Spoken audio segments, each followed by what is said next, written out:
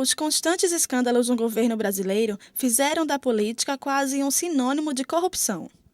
Em uma pesquisa feita recentemente pelo Ibope sobre as 20 profissões mais respeitadas no país, os políticos foram considerados os menos confiáveis. O resultado não surpreende. O Congresso Nacional está lotado de deputados que respondem a processos por denúncias de corrupção. Um governador também perdeu o cargo, acusado de pagar e receber propinas.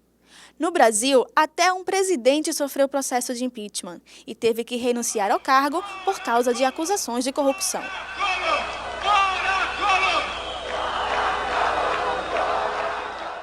Os escândalos geralmente envolvem os orçamentos das grandes obras públicas. Costumam ser alardeados pela imprensa, mas logo são substituídos por novas denúncias. A grande crítica que nós fazemos à repercussão que, em geral, a mídia dá aos fatos da corrupção é a espetacularização da corrupção, ou a abordagem meramente factual e que não contribui para os cidadãos entenderem o que leva à prática de corrupção, quem são os agentes envolvidos na prática de corrupção. É importante apontar os envolvidos nos escândalos, mas o essencial é mostrar como se forma essa rede de corrupção. Veja quais são os procedimentos mais comuns. Tráfico de influência.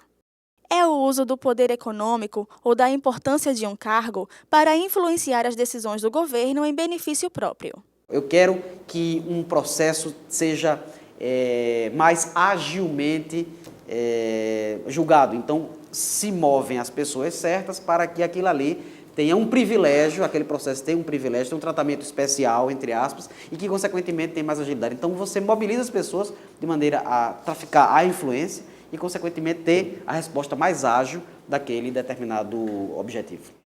Licitação fraudulenta.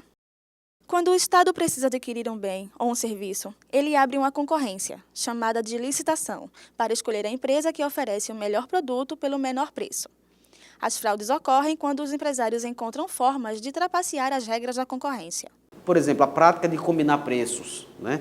Se determina preços para que naquele leilão, ou naquela oferta pública, ou naquela licitação, se tem um preço arranjado, não é? Se tem um preço, um valor de mercado para a prestação daquele serviço público determinado previamente, e aí, consequentemente, já se tenha as cartas marcadas para uma determinada empresa ganhe.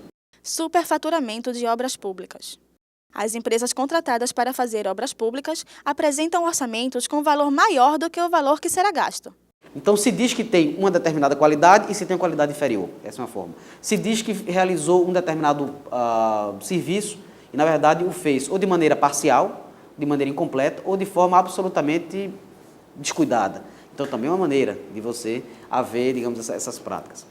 Então, esses dois exemplos pontuais, eles mostram como, na verdade, você pode haver margens de grandes rendimentos, de maneira absolutamente irregular, ilegal, não é, das empresas, e forçando até também que, em um próximo momento, que aquela rodovia seja recuperada, um novo processo licitatório seja instaurado.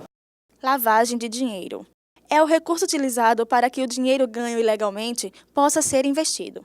Se você tem 3 milhões de reais oriundos de venda de CDs piratas, por exemplo, você tem uma situação de como é que você justifica aquele 3 milhões de reais na conta de qualquer pessoa física, pessoa jurídica. A lavagem, nesse montante que eu dei de exemplo, ela vai envolver notas fiscais frias ou vai envolver outras práticas para que aquele montante seja limpo. Ele é de uma fonte espúria, é de uma fonte criminosa, que é o CD pirata, o CD genérico, e aí, consequentemente, se fazem mecanismos para você dizer que aquele montante chegou na determinada conta com fins lícitos, com fins legais.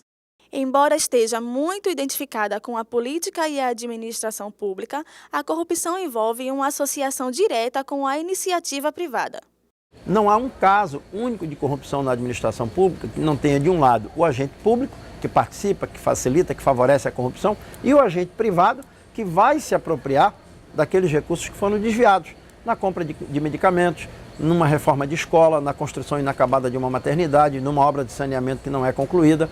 A população precisa entender como funcionam essas práticas criminosas, para que possa contribuir com os órgãos de controle no combate à corrupção. o preço da eterna liberdade é a vigilância constante, como dizia o presidente americano Adams, lá no início do século XIX. A eterna vigilância por parte da sociedade civil contra eventuais ultrapassagens, contra eventuais abusos desse setor que é empresariado e do setor que é o público.